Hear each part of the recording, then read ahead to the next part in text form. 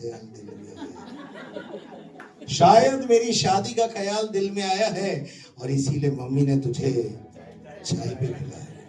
बहुत फेमस हुआ, बहुत प्रचलन में आएगी।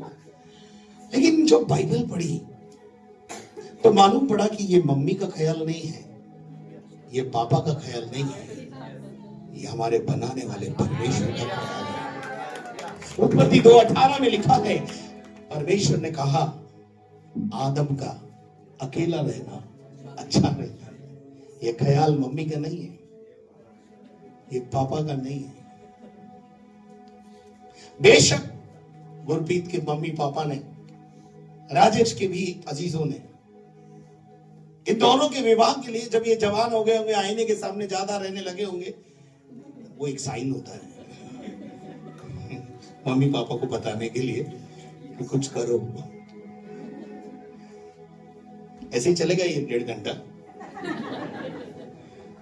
और फिर मम्मी पापा भी सोचने लगते हैं छोरा जवान हो गया, छोरी जवान हो गई। प्रार्थना करी और बहुत प्रार्थनाओं के बाद आज का दिन यहोवा ने दिखाया। 2 खानदानों को जोड़ा, 2 कलीसियाओं को जोड़ा अद्भुत रीति से। गुरप्रीत पंजाब की, भाई साहब बॉम्बे के, ये तो यहोवा ही करता है। अजीब अजीब जोड़ी बनाता है। तो ये विवाह जो है वो किसी मनुष्य की योजना नहीं है, ये परमेश्वर की योजना है। और जो प्रभु में जोड़े जाए उसे दुनिया की कोई ताकत अलग ना करे, क्योंकि परमेश्वर तलाक से घृणा करता है। हालेलुया। और इब्रानियों की पत्री 13 अध्याय उसके 4 पद में लिखा है, कोई पढ़ेगा मेरे लिए? अब पढ़ने की बारी आ गई है, अब धमाधम बाइबल पढ़ते जाइए। हाँ, विवाह सब में आदर की बात समझ जाए। विवाह मैरिज, शादी, सब में आदर के योग्य बात समझी जाए। सब में, विशेष कोई समाज का नाम नहीं है, सब में। शादी के बिना, हमारे राजस्थान की प्रॉब्लम है भैया, आपके बॉम्बे की नहीं। लड़का अगर शायद मकान ढूंढने जाए, मकान किराए का, तो पहले पूछते हैं मैडम कहाँ है। और अगर लड़के ने बोला कुंवारा हूं, कुंवारे को मकान नहीं देते। कुंवारे को, मैं राजस्थान की बात कर रहा हूँ, बॉम्बे का मुझे पता नहीं और महाराष्ट्र का मुझे पता नहीं, और राजस्थान के अंदर कुंवारे को मकान नहीं मिलता। इसका मतलब क्या है मालूम है?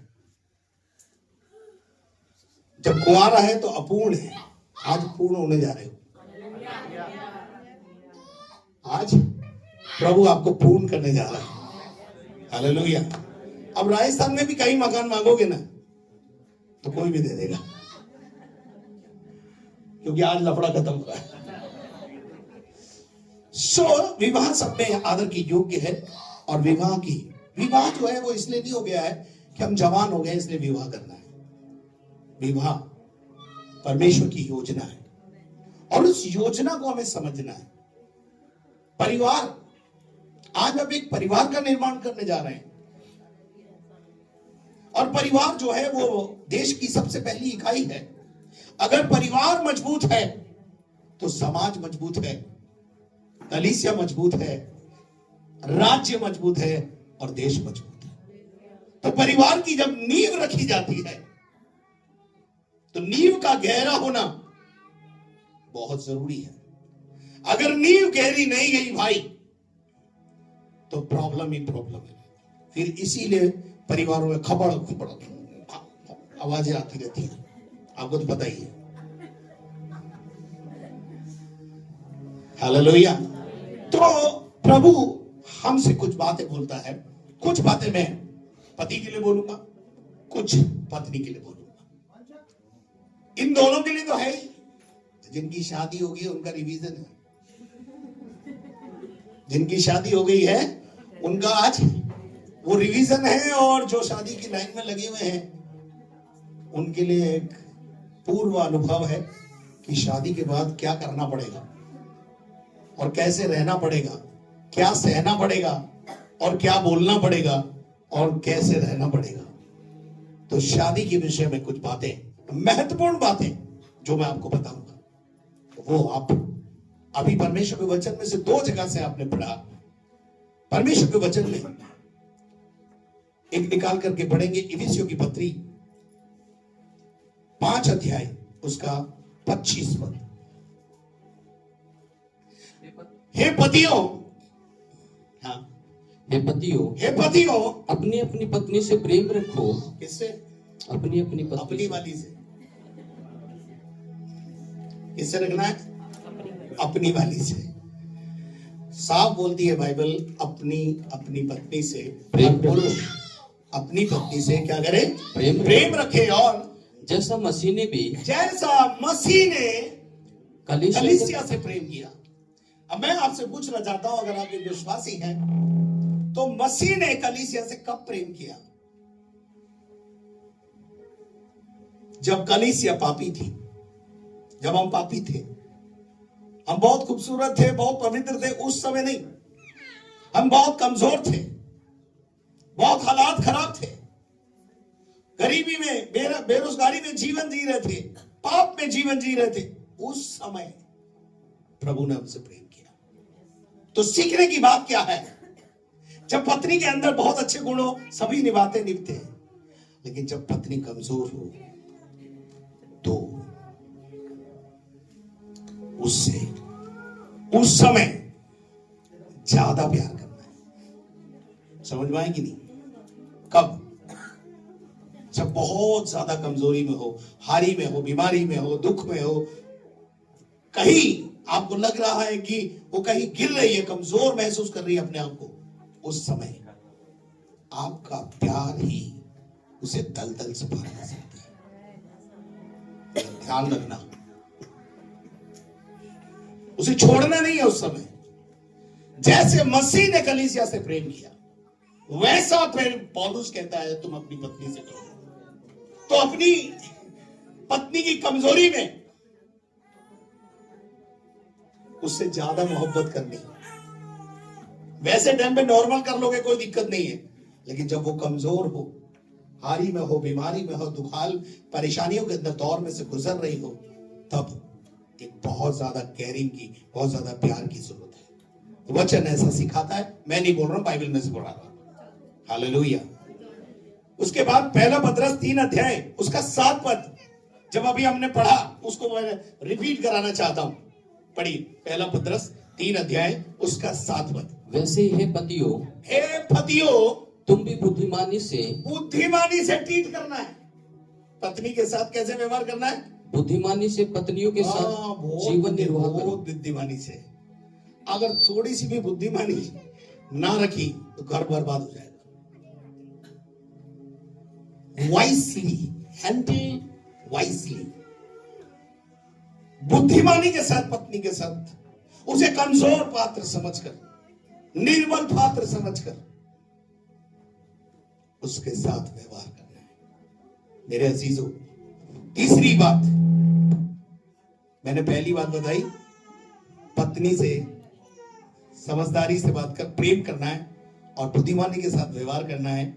और तीसरी बात मैं बता रहा हूं आपको, पत्नी को सबोपदेशक 9 अध्याय और उसका 9 पद सुनना। मैं काउंसलर भी हूं पति पत्नी का। जब पति पत्नी लड़ाई झगड़ा करके मेरे पास आते हैं तो पत्नी की शिकायत अलग होती है, पति की शिकायत कुछ और होती है। तो पत्नी की शिकायत क्या है? अपने व्यस्त जीवन के सारे दिन, परमेश्वर का वचन कहता है, राजेश आप सुनिए खास तौर से, अपने व्यस्त जीवन के सारे दिन, जो धरती पर जीवन है ना उसको व्यर्थ बताया। सुलेमान बादशाह ने, जिसने बहुत धन कमाया, वो कह रहा है बेकार है, व्यर्थ। और पैसे को तो उसने बला बोला, बला उसने ऐसा बोला है, वो मैं आपको बता रहा हूं, उसका निचोड़ बता रहा हूं। और वो कहता है कि अपने व्यर्थ जीवन के सारे अपने दिन व्यर्थ जीवन के सारे दिन जो उसने सूर्य के नीचे जो सूर्य के नीचे तेरे लिए ठहराए तुम्हारे लिए यानी पतियों के लिए ठहराए, अपनी प्यारी पत्नी के संग में बिताना। कहाँ बिताना? अपनी प्यारी पत्नी के संग में। Spend your time with your loving wife, not with laptop, net, internet, WhatsApp, Facebook, Instagram। रात को 2-2 बजे तक पति काम करता है लैपटॉप पे, पत्नी समझती कितना काम करता है। दिन भर नौकरी करके आया कंपनी से, और फिर कंपनी वाले रात को भी नहीं इनका पीछा छोड़ते। नेट और इंटरनेट में घुसा पड़ा है पति। मैं आपके लिए नहीं कह रहा हूं, तो वचन कह रहा हूं। वचन कहता है अपना कीमती समय अपनी पत्नी को दो। क्योंकि मैं कह रहा हूं, मैं काउंसलिंग करता हूं, जब लोग मेरे पास आते हैं तो मैं पूछता हूं, पति बड़ा अकड़ के बोलता है, भाई साहब हाँ पूछो इससे। क्या पूछना है? पूछो इससे क्या नहीं दिया मैंने इसको। मैं पूछता बता भाई क्या क्या दिया, पूछो इससे। घर में फ्रिज है? मैं पूछता है हाँ वो बड़ा वाला है। टीवी है? बड़ा वाला है। घोड़ा है, गाड़ी है, बंगला है, गद्दा है, सब है ना भाई साहब। पूछो क्या नहीं दिया मैंने इसको। तो मैं पत्नी से पूछता हूँ फिर क्या प्रॉब्लम है, क्या ये सब कुछ तो दिया है ना तेरे घर में तेरे को। तो पत्नी बोलती है मेरे को ये टाइम नहीं देती। पत्नी को क्या चाहिए? बाकी सब कूड़ा है, पत्नी को क्या चाहिए? भाइयों बहनों, आपको क्या चाहिए? घोड़ा चाहिए, गाड़ी चाहिए, बंगला चाहिए, या पति का? पति का समय चाहिए भाई। अगर समय नहीं दिया ना तो समय खराब आ सकता है। समय दिया तो समय अच्छा चलेगा, और समय नहीं दिया तो एक ही शिकायत है पत्नी को। मैं आगे बताऊंगा अभी, क्योंकि अभी तो मैं शुरू हुआ हूं। परमेश्वर का वचन कहता है कि अपनी पत्नी के साथ, अपनी प्यारी पत्नी के संग में बिताना। प्यारी पत्नी क्या बोला? प्यारी पत्नी, लविंग वाइफ, प्यारी पत्नी के साथ समय बिताना। और क्योंकि तेरे जीवन में और तेरे परिश्रम का जो तू सूर्य के नीचे करता है, सूर्य के नीचे पसीना बहा रहा है, तेरा यही भाग है। धन और प्रतिष्ठा, पढ़िएगा नीति वचन 19:14। धन और प्रतिष्ठा पढ़ो भाई। मैं बाइबल में से पढ़ा हूं ताकि ये नहीं सोचे आप लोग घर और धन, पता नहीं कहां से बोल रहा था। पुरखाओं के घर और धन, पुरखाओं के भाग से, प्रतिष्ठा, सब बाप दादों की मिल्कियत से, बाप दादों की मेहनत से हमें मिल जाता है। धन, दौलत, बंगले, गाड़ी, घोड़े। और बाइबल का परमेश्वर कहता है परंतु बुद्धिमती पत्नी, बुद्धिमान स्त्री यहोवा ही से मिलती है। यहोवा ही बुद्धिमान पत्नी देता है। हालेलुया। ये तो बुद्धिमान के साथ कमाऊ भी है।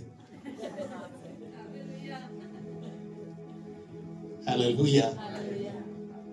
मैं जानता हूं उसको, बहुत मेहनती है, इसीलिए बोला मैं। पर बाइबल बोलती है घर और धन तो बाप दादों की मिल्कियत से मिलता है, पर बुद्धिमान स्त्री परमेश्वर के। और बुद्धिमान स्त्री अपना घर बनाती है, और मूर्ख औरत अपने आप से अपना घर बिगाड़ लेती है। नीति वचन 31 अध्याय घर जाके पढ़ लेना हो पढ़ के।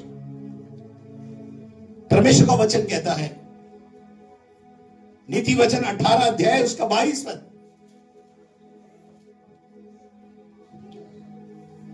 जिसने औरत ब्याह ली, स्त्री को ब्याह लिया, उसने उत्तम पदार्थ पाया।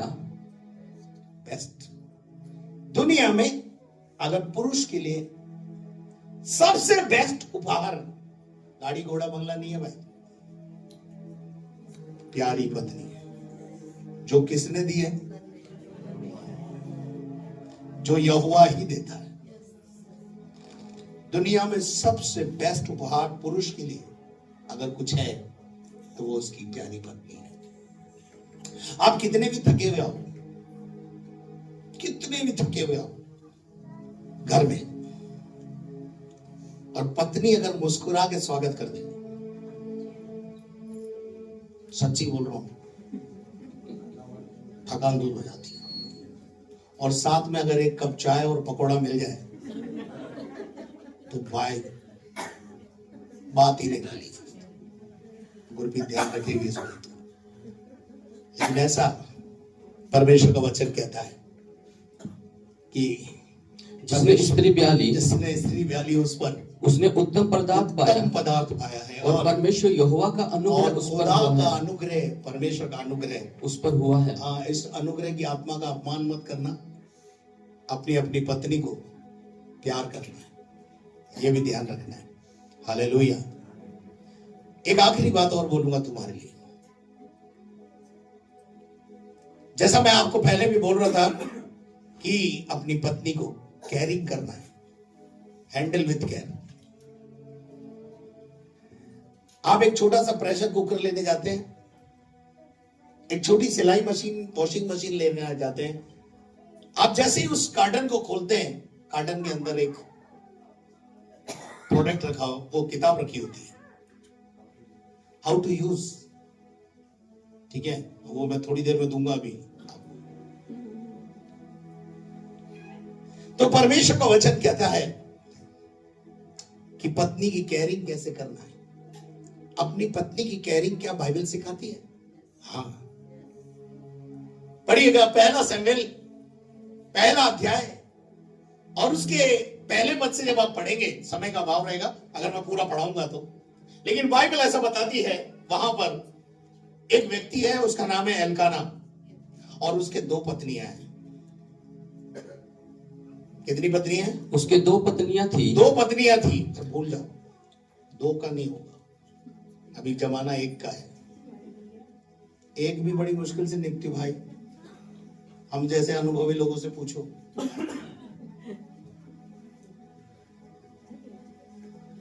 तो एक ही पत्नी होनी चाहिए, ठीक है, समझ में आ गई? उस जमाने में दो पत्नी का अधिकार था, इसलिए उसने दो शादी कर ली। नाम है पनिन्ना और हन्ना। पनिन्ना को तो बच्चे होते थे, पर हन्ना को बच्चे नहीं होते थे। हन्ना कमजोरी में थी, जैसा मैंने पहले ही बताया। जब कोई स्त्री कमजोरी में है तो उसे प्यार नहीं करना है, दुगना प्यार करना है, डबल। कैसे करना है? Double double. अब पढ़ देना भाई जरा, अब मैं बता रहा हूं उसका जिक्र आगे। वो डबल प्यार करता है, देखो अपनी पत्नी। वह पुरुष प्रति वर्ष 5 प्रदूषित, परंतु हन्ना को वह दूना दान दिया करता था। हन्ना को दुगना प्यार करता था, इसलिए दुगना दान भी देता था, क्योंकि वह हन्ना से प्रीति रखता था। हन्ना से वो क्या रखता था? प्रीति रखता था। आज के जमाने में आप देखिए, आप जिस समाज में रहते हैं, कोई औरत बांझ हो, उसे किसी अच्छे नेक काम में हाथ नहीं लगाने दिया जाता है, उसे रिजेक्ट किया जाता है। क्यों? वो बांझ है।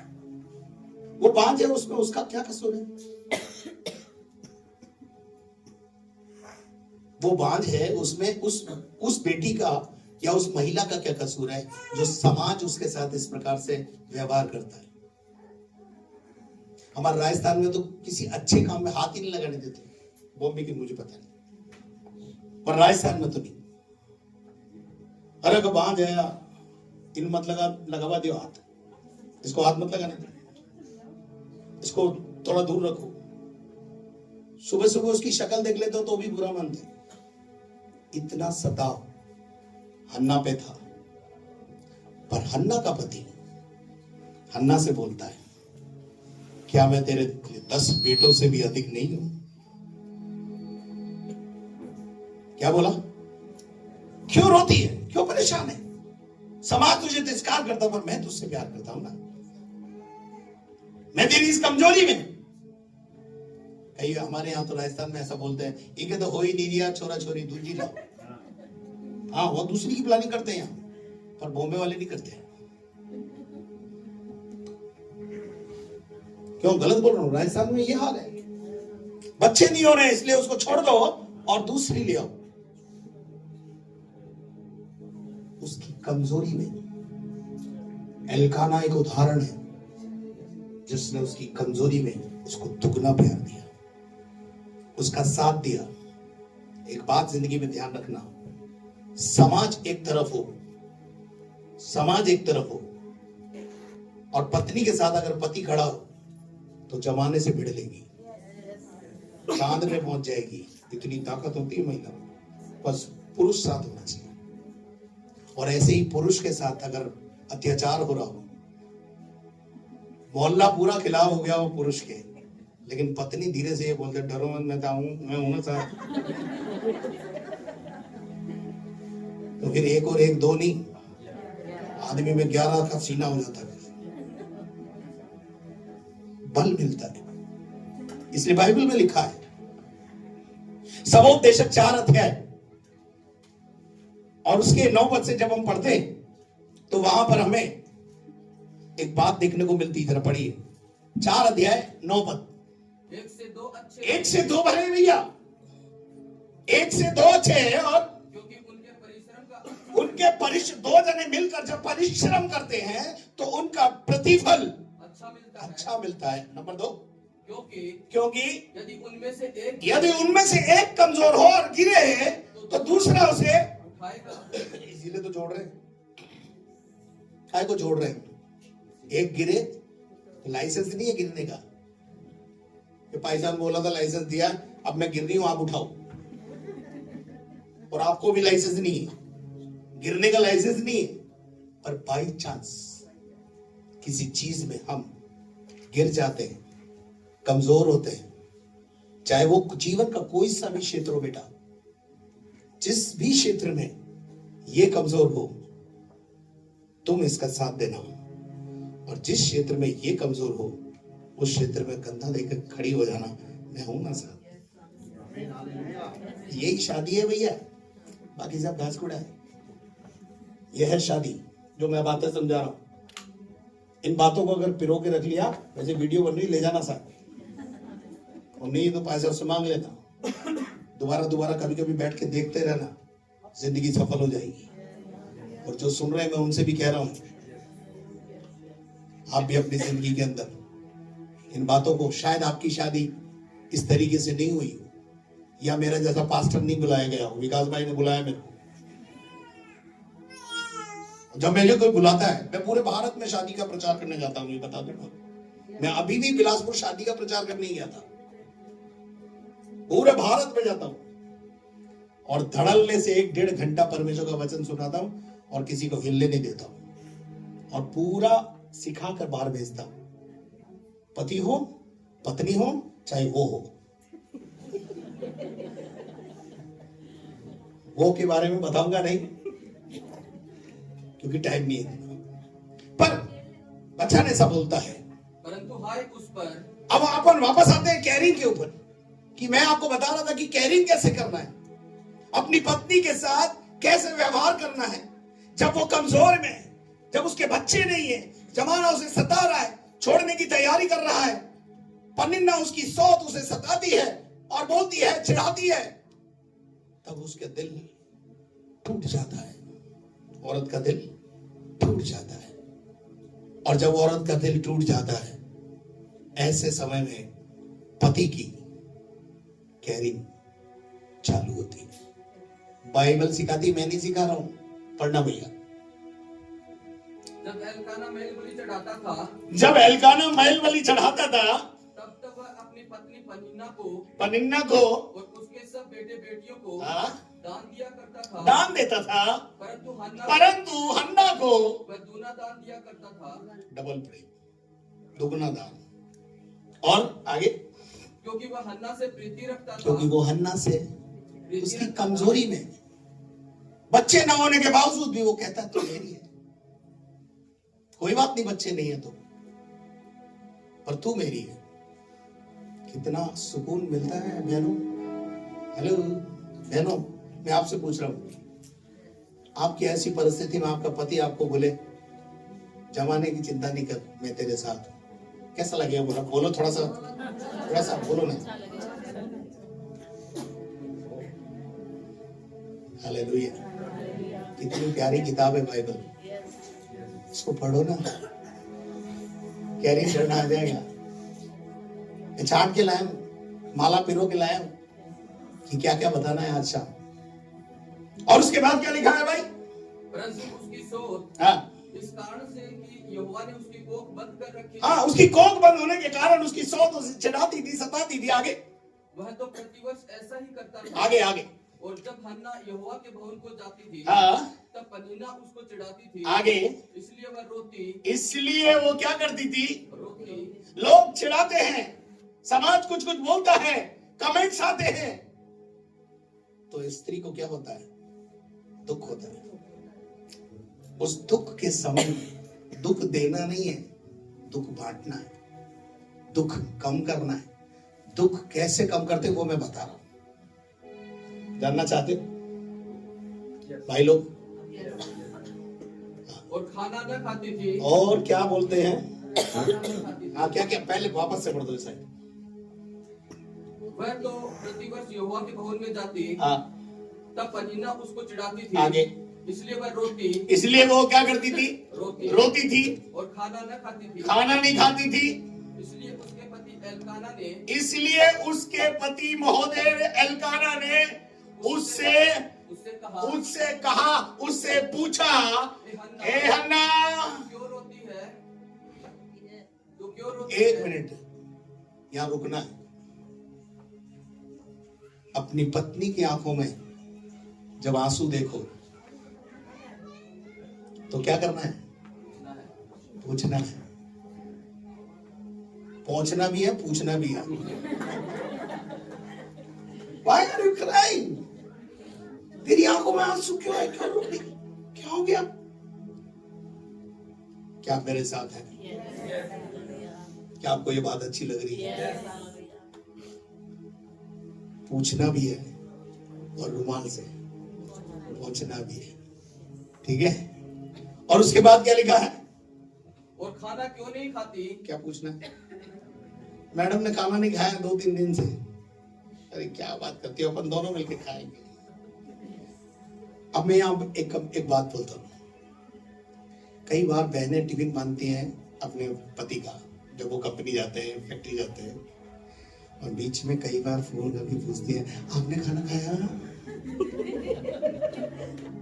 क्या पूछती है? आपने खाना खाया?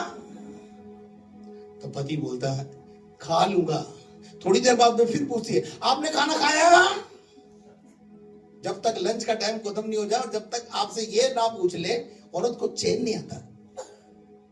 पर मैं आपसे पूछना चाहता हूं भाइयों से, क्या आप कभी पूछते हो अपनी पत्नी से, मैडम आपने खाना खाया? हेलो,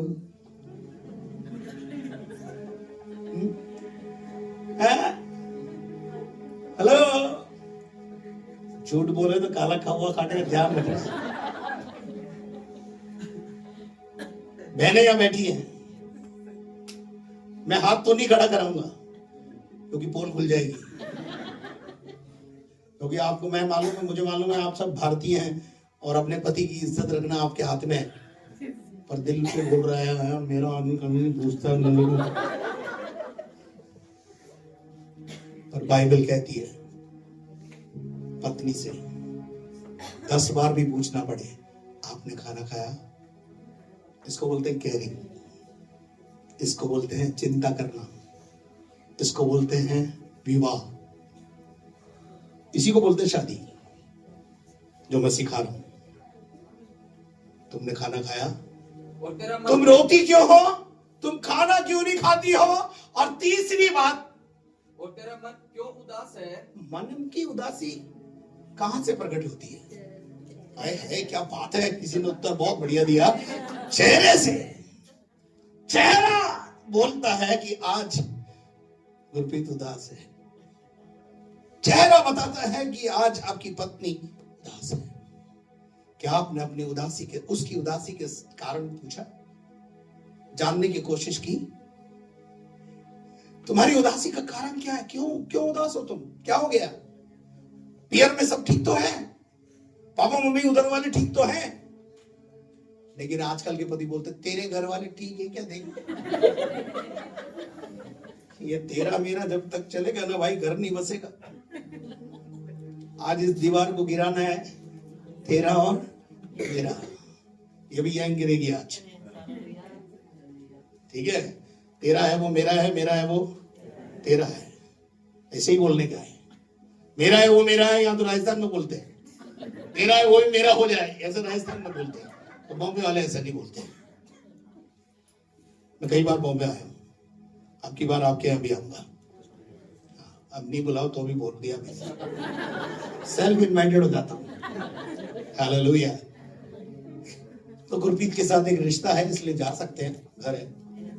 तो कहने का मकसद यह है, कैरिंग। तू क्यों रोती है, तू खाना क्यों नहीं खाती, और तेरे चेहरे पर उदासी क्यों, तेरे चेहरे पर उदासी क्यों। इन कारणों से ऐसे छोटे छोटे सवाल पूछकर हम अपनी पत्नी को ये प्रकट कर सकते हैं कि आई लव यू, मैं कैरिंग करता हूं तुझसे, मैं तेरा ध्यान रखता हूं। छोटे छोटे सवाल है, बड़े हैं क्या, छोटे छोटे सवाल है। इन सवालों को करने में कौन सा पैसा लग रहा है। ये प्रेम बढ़ाएगा। ये क्या करेगा, ये आपका प्रेम बढ़ा देगा, आपके वैवाहिक जीवन को रसीला बना देगा, अच्छा बना देगा। किसी को समझ में आया हो तो जोर से बोलो हालेलुया, हालेलुया। बाइबल बताती है कि पत्नियों, पहला पत्रस 3 अध्याय 5 और 6 पद पढ़े। अब थोड़ा मैडम की बात कर लें, अभी तो बहुत देर से आपकी बारे में बात कर रहा था, अब थोड़ा मैडम को ही बता देते हैं। पूर्व काल में पवित्र स्त्रियां, आप कौन है इधर इस मंडली में, जो लोग हैं वो कौन लोग हैं। तो ये वचन किसके लिए, अरे हाँ है ना भाई साहब, कुछ डाउट है इनको।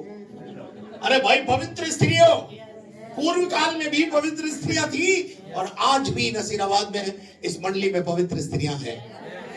हालेलुया।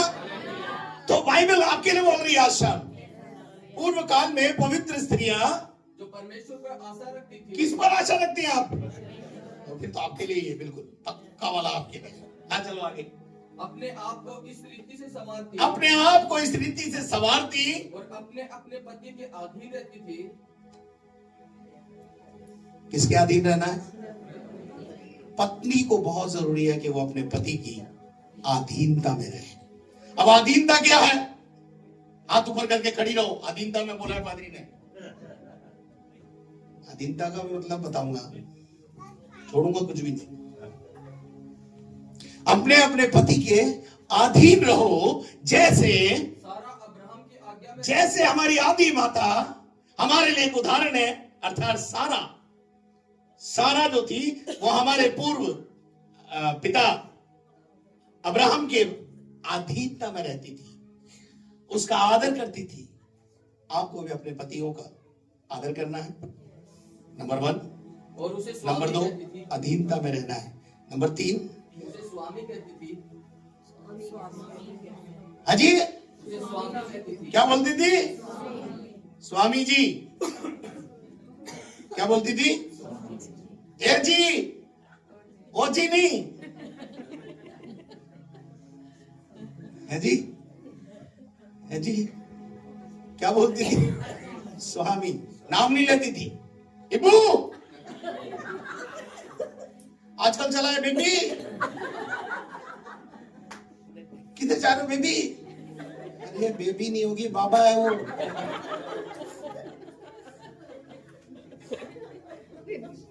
अब आप बोलेंगे भाई साहब ये कौन से शताब्दी के प्रचारक को बुलाया आज, हम तो 21वीं शताब्दी में रह रहे हैं, हम तो डार्लिंग डुर्लिंग से काम चलाते हैं आजकल। देखिए एक बात बोलता हूं मैं आपको, जिस देश में हम रहते हैं नेचुरल एवं संस्कृति को फॉलो करते हैं, और संस्कृति से बड़ा परमेश्वर का वचन है।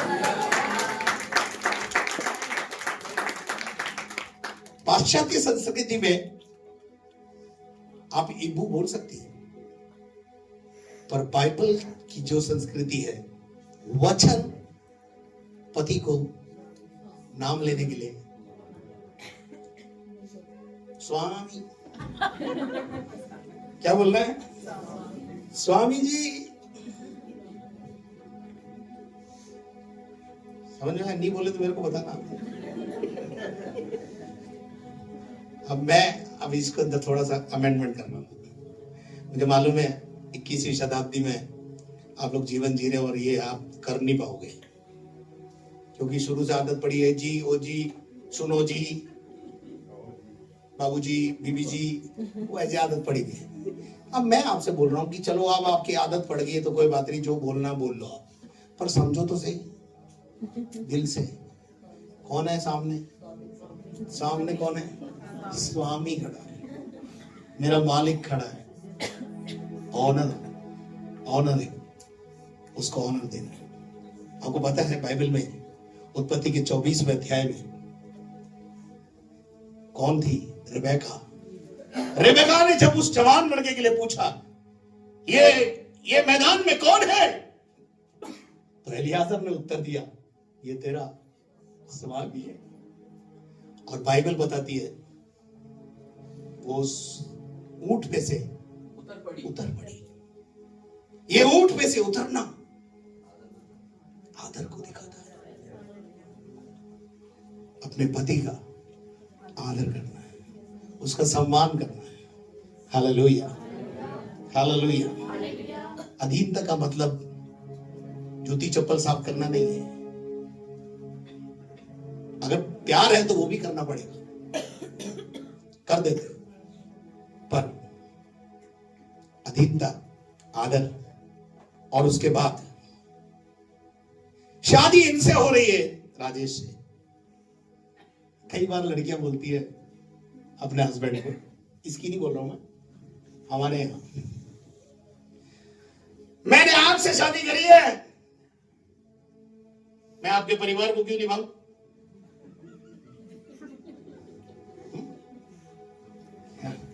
बॉम्बे में फिल्म ली, यहाँ की बात कर रहा हूं।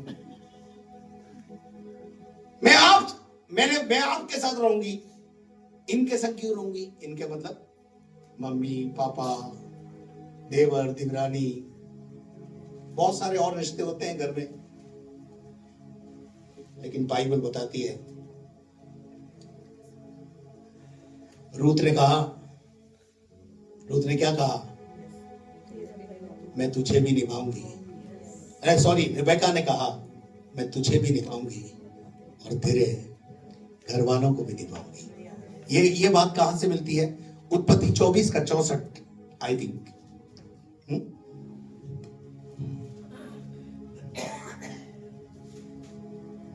रेबिका ने भी आंखें उठाकर हाँ इसहाक को देखा और देखते ही ऊंट पर से उतर पड़ी। आगे तब उसने दास नहीं, उससे पहले है 46 पता है शायद, मेरा कह रहा है 46।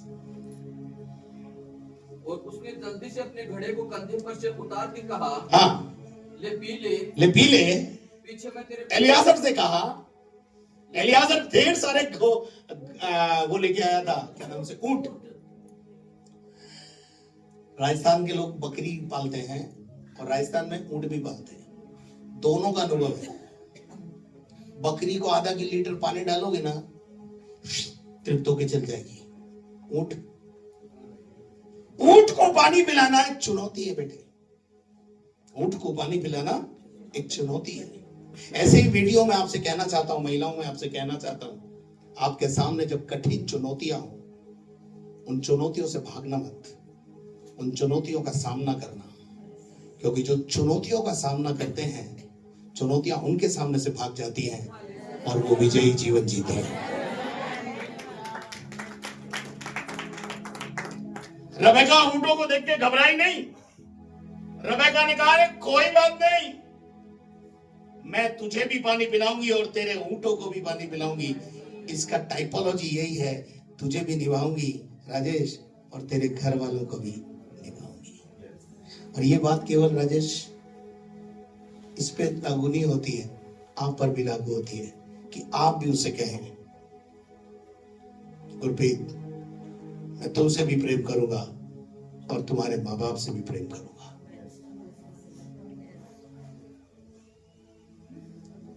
तेरे महीने की दीवार खत्म हो गई। हालेलुया। और भी बहुत सारी बातें हैं जिससे आपको ये बात समझ में आएगी। निभना और निभाना ये बहुत जरूरी है। कई बार पुरुष को एक बहुत बड़ी गलतफहमी है, वो गलतफहमी भी दूर कर दूंगा। स्त्रियों के विषय में पुरुषों की एक रॉन्ग कॉन्सेप्ट कि पत्नी को हेड ऑफिस में कुछ होता ही नहीं, या पत्नी को कुछ होता ही नहीं, और होता है तो यहां होता है। ऐसा भी है, राजस्थान में ऐसे बोलते हैं। तारी अकल कहीं घुटना में है कि क्या बोले मारवाड़ी में है? पर बाइबल ऐसा बताती है स्त्रियों के पास हमसे भी ज्यादा आइडियाज है। तुम सब कुछ खर्च कर दोगे, वो खर्च करे में उसे बचा बचा के रख लेगी। 2000 रुपए दोगे आप, जाओ शॉपिंग कर लो। वो 800 भी शॉपिंग करेगी, 1200 बचा के लिए आपको बोलेगी पूरा हो। और जो बचा बचा के रखा है वो भी एक दिन बेटर तेरे ही काम आने वाला है। कौन कहता है स्त्री को दिमाग नहीं होता? मत्ती रचित सुसमाचार 27 अध्याय जब आप पढ़ते हैं, पिलातुस की पत्नी ने पिलातुस के पास सलाह भेजी। क्या भेजी? सलाह।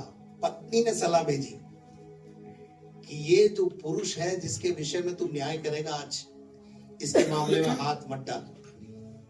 ये कोई धर्मी है, ये साधारण व्यक्ति नहीं। तो दिमाग था जब ही तो भेजी। कौन कहता दिमाग नहीं? इस गलत फहमी में मत रहना कि गुरप्रीत के पास दिमाग नहीं है। हम सबके पास दिमाग दिया प्रभु ने, पर सलाह को पति को चाहिए कि वो अपनी पत्नी से कभी तो सलाह ले ले, पूछ ले, यहां फंस गया हूं, अब क्या करूं। और मैं आपको बताना चाहता हूं, पत्नी एक ऐसा आइडिया देगी, तुरंत बाहर आ जाओगे आप उससे, क्योंकि पत्नी के खजाने में बहुत कुछ होता है। सोना इनके पास, चांदी इनके पास, नकदी इनके पास। आपको तो पता ही है, मुझसे ज्यादा आप अनुभवी है, बेटी बहन जितनी, बहुत कुछ होता है इनके पास। तो पत्नी के पास दिमाग नहीं है, इस सोच में कभी नहीं रहना, उनसे सलाह लेना। बाइबल ऐसा बोलती है, उनकी सलाह आपके जीवन को सार्थक बना देगी, कामयाब बना देगी। और मैं बहुत सारे उदाहरण है मेरे पास कि आपको मैं ये बात समझा दूं कि पत्नी के पास दिमाग होता है, उनके पास आपकी सारी समस्याओं का समाधान होता है। स्त्री के पास, मैं पत्नी की बात नहीं कर रहा हूं, मैं माताओं की भी बात कर रहा हूं। दानियल की किताब और उसका 5वां अध्याय और 10 और 12 पद से जब हम पढ़ते हैं तो वहां एक राजा है जो समस्या में है, जो समस्या में है। ध्यान से सुनिएगा। और इतनी बड़ी समस्या उसके पास कि उसने दुनिया भर के पंडित और मौलवी और तमाम प्रकार के और जितने विद्वान थे उन सबको बुला लिया, और उसके सपने का अर्थ कोई नहीं बता पाया, और राजा की नींद हराम हो गई। पढ़ देंगे आप जरा, अब जरा पढ़ दीजिए। राजा और प्रधानों के वचनों को सुनकर, राजा और प्रधानों के वचनों को सुनकर रानी भोज के भवन में आई। रानी यानी ये राजमाता है, रानी मतलब उसकी मां है, पर मैं स्त्रियों की बात कर रहा हूं। कौन कहता है स्त्री के पास दिमाग नहीं होता? देखो, सारी समस्याओं का समाधान स्त्रियों के पास ही होता है। जो पुरुष के पास नहीं है वो स्त्री के पास है। और वहां क्या हुआ भाई? पढ़ो।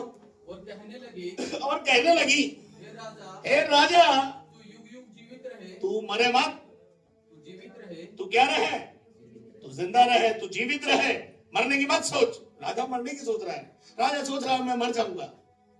मेरे पास समस्या है और समस्या का समाधान किसी भी पंडित के पास नहीं है, किसी मौलवी के पास नहीं है, किसी प्रधान पादरी प्रचारकों के पास नहीं है। सबको मैंने बुला लिया है और अब कुछ नहीं हो सकता है।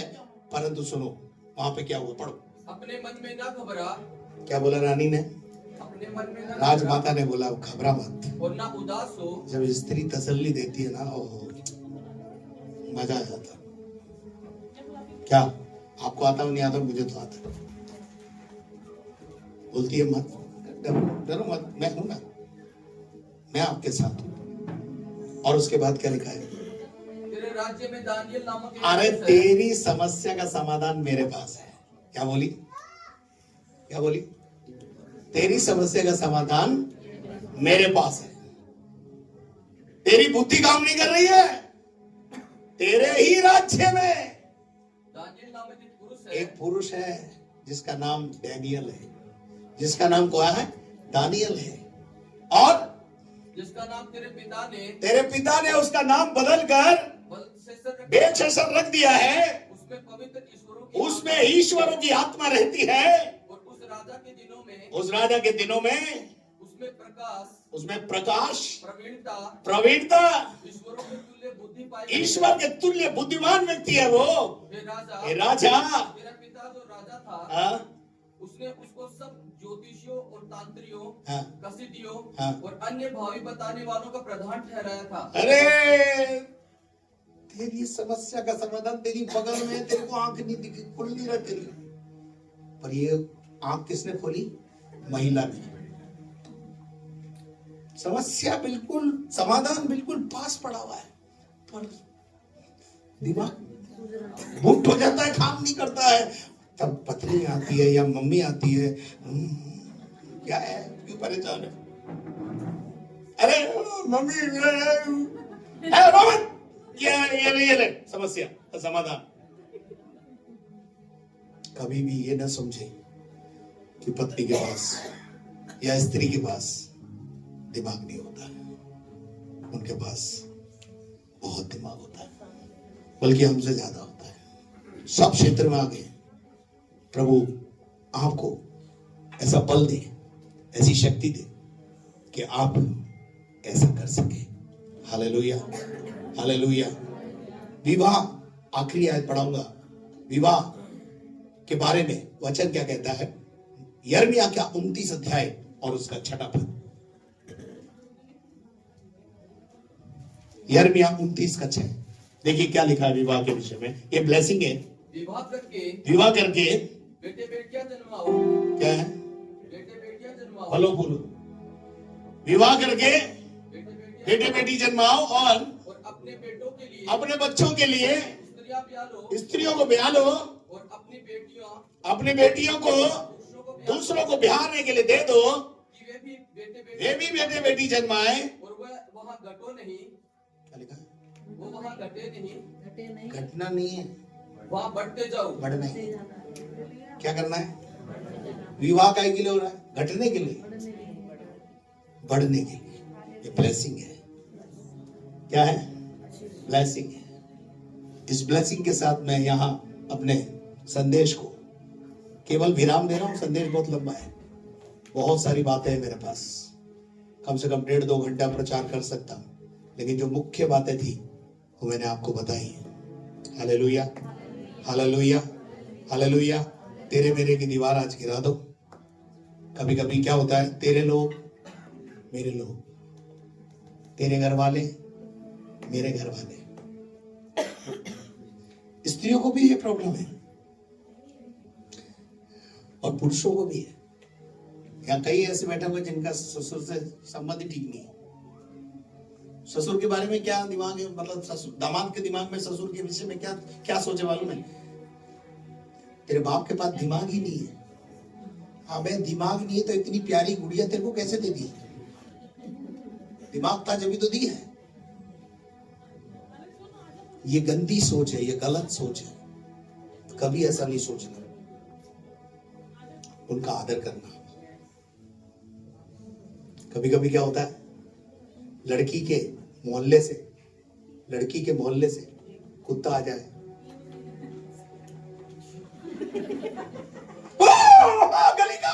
हमारी गली का मेरी गली का है, और शाम को जेठ जी आ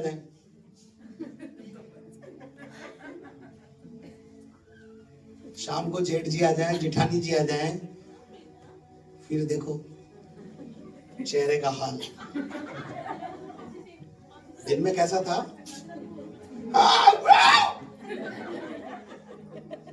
और शाम को जेठ जेठानी ननद नंदोई आ गए तो पता नहीं कहां से चले आते हो। तुम्हारे घर वालों को समझाओ, 20 साल हो गए शादी को, अभी भी तुम्हारे घर वाले, तेरे घर वाले, फिर ये भी कम थोड़ी, पुरुष भी कम नहीं, तेरे घर वाले मेरे घर वाले आज खत्म करो। तेरे लोग मेरे लोग होंगे, तेरा परमेश्वर मेरा परमेश्वर, जहां तू रहेगा वहां मैं भी रहूंगी। बटुआ एक, क्या अकाउंट एक